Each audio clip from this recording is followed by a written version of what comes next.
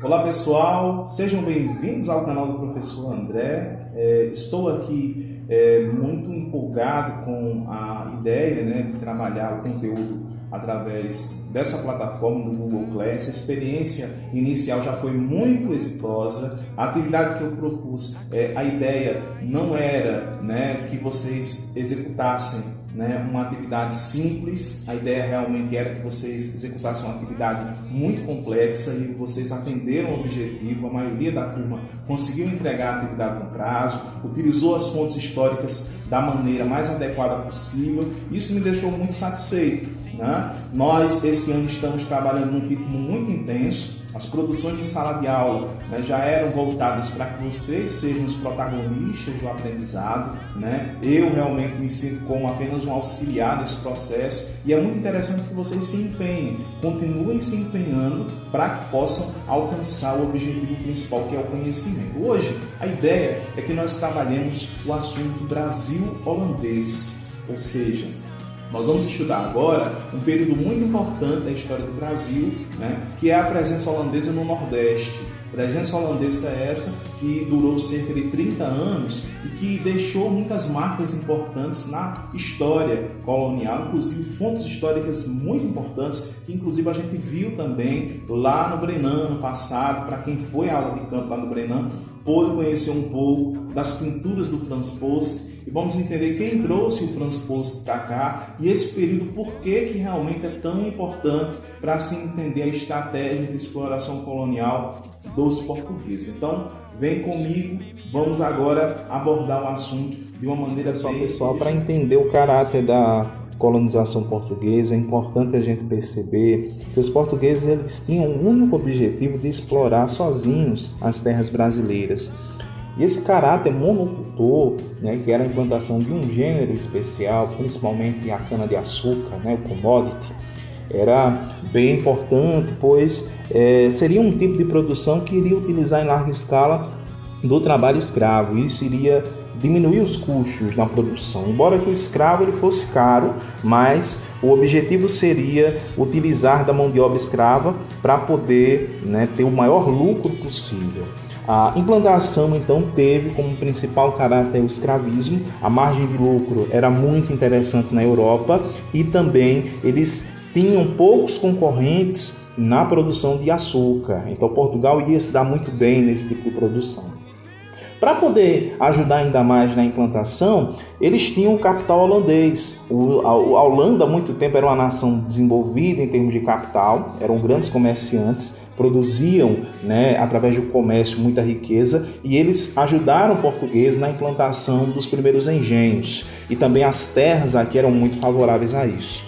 O tipo de produção, então, passou a ser a plantation, A ideia era produzir primeiro, o setor agrícola, produzir a cana, e depois havia um trabalho manufatureiro para o processamento da cana e a produção da açúcar, que vocês explicaram muito bem naquela outra atividade. Havia também um pequeno setor agrícola, um produtor de cana como principal sistema, mas o setor agrícola menor compreendia a produção de alimentos básicos, também a criação do gado.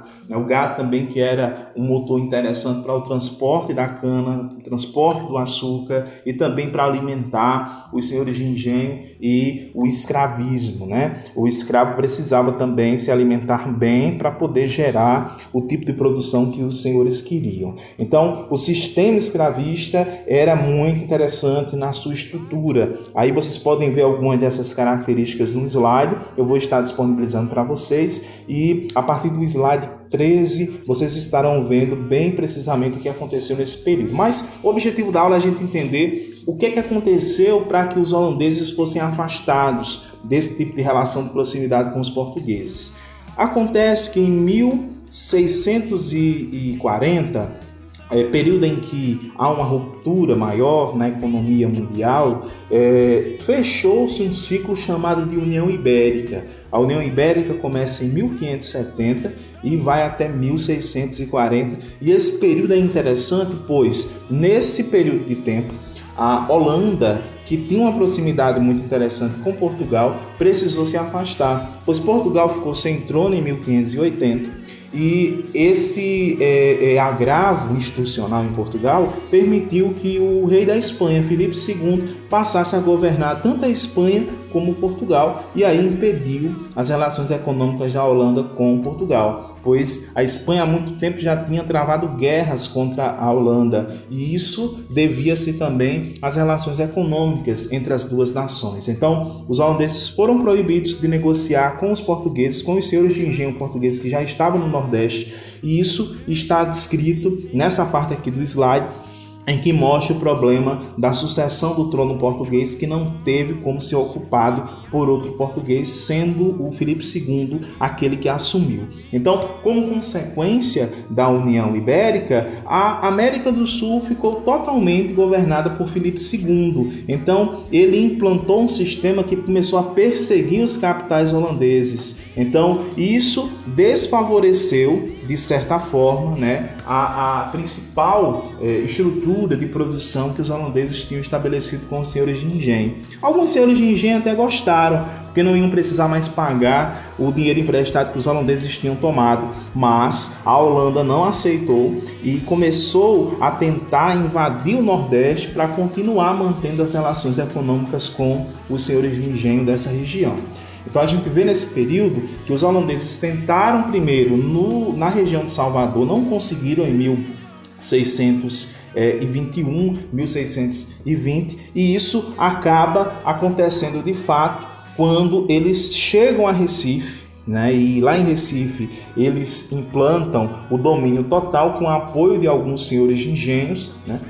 Os senhores de engenho do Recife ajudaram, de certa forma, os holandeses a tomarem conta do espaço. E a vantagem da Holanda eram algumas características ligadas ao princípio de Maurício de Nassau, do governante, de tolerância, perdão de dívidas, algumas dívidas que os senhores de engenho tinham com portugueses iriam ser perdoadas, só que os senhores de engenho que deviam aos holandeses não iam gostar muito, Mas houve muitos avanços na estrutura do Recife, inclusive com a concessão de mais empréstimos aos senhores de engenho e, por fim, o comprometimento no desenvolvimento da região, que era um pouco diferente do que aconteceu com os portugueses. Mas a ocupação dos holandeses no Nordeste dura pouco tempo, porque os senhores de engenho, mesmo tendo esses benefícios, estabeleceram novamente alguns acordos com comerciantes portugueses e realizam de maneira muito incisiva uma revolução contra a presença holandesa depois de um período de 30 anos. Esse período é chamado de Insurreição Pernambucana. Os senhores de engenho acabam por expulsar os comerciantes holandeses da região do Recife. Um fato importante desse período é a presença do Frans Post.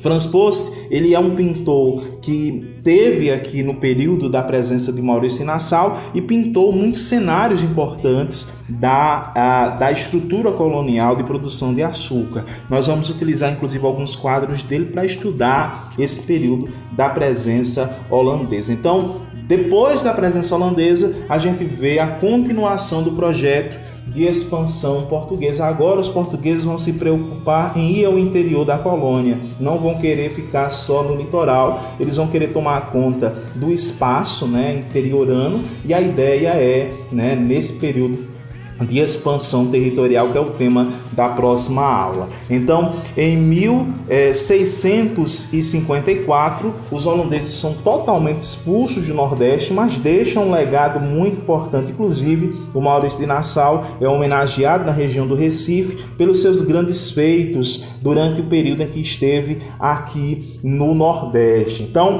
ligado à ocupação holandesa, a gente tem a União Ibérica, 1580-1640, quando termina e um rei português acaba retomando o controle do país depois desse pequeno período de dominação espanhola.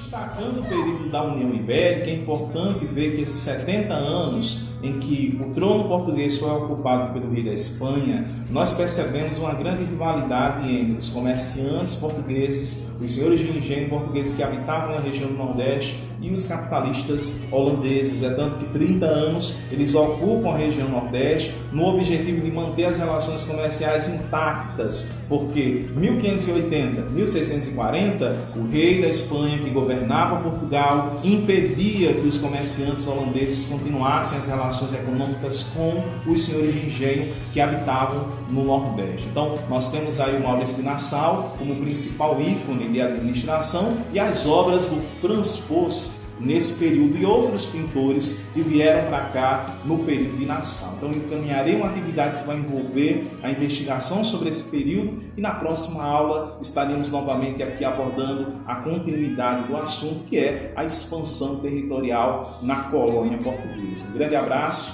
e tudo de bom.